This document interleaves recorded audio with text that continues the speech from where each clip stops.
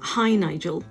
It's been 5 days now since you knowingly, I guess, misrepresented the grooming gang survivors in your infamous press conference. The one where, you said, don't worry about Prince Andrew, he's done his time, and you made a smutty innuendo to the survivor that you were exploiting at the time, when you said, oh, let's not talk about our private lives. So that press conference, but you still haven't given the public apology that these survivors deserve. I mean, as heartwarming as it is to see Zia applauding Matt Goodwin, who, let's face it, was on BBC Question Time yesterday, representing you, talking about survivors as though you care about them, its actions actually speak louder than words. And I would have thought that's a sentiment that the people of Clacton are going to feel this morning as well, knowing that yesterday Jaywick was once again named as the most deprived area in the UK.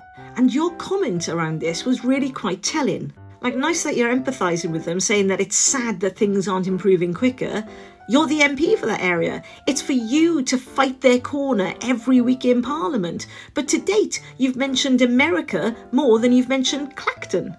And as for there's a limit for one person can do, there is, Nigel, which is why you, as the one-man band of the Reform Party, is a huge worry, because as you're proven in Clacton, that one person actually doesn't do very much. But then to prove my hypothesis that you're a bit thick, Nigel, you used that moment when you should have been talking about deprivation in Jaywick to hook it onto, I really hope the Labour Party don't increase the taxes on gambling. But people in deprived areas actually do tend to have a prevalence for gambling, Nigel, because of course they want hope. And the gambling gives them hope, even though we all know the only people that win in the betting shop are the bookies. Plus we know that there's a link to those people in poor socioeconomic areas having poor mental health, and poor mental health leading to maladaptive coping mechanisms such as gambling. Meanwhile, the real politicians in Clacton pointed out that what they thought that Jaywick really needed was a better flood defence. And in fact, they felt that they should be applying to the government for £100 million worth of flood defence. Because, of course, real politicians in Clacton understand that with the climate crisis and the rising sea waters, they are at risk from floods. But again, I've never once heard you stand up in Parliament talking about this issue. In fact, on the contrary, you always stand up and say there is no climate crisis. And you sell it as Operation Fear, which often feels like you're prioritising your own monetary gain from places like the Heartland Institute, who keep pushing the there's not a climate crisis agenda over your constituents in Clacton who do understand that there's a crisis coming and they're crying out for help from their MP.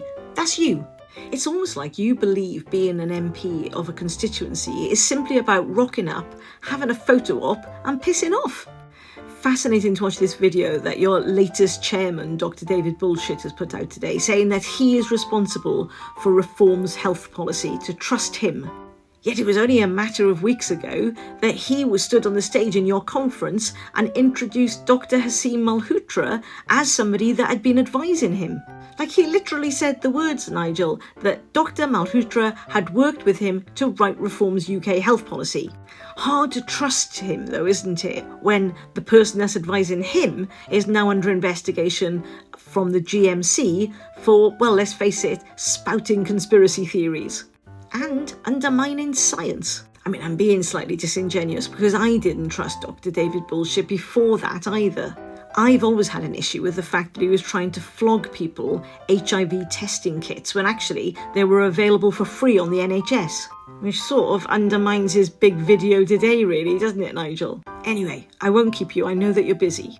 Don't forget, though, once you finish your photo op, it's time to say a public apology to the survivors that you misrepresented. Good chats, as you were.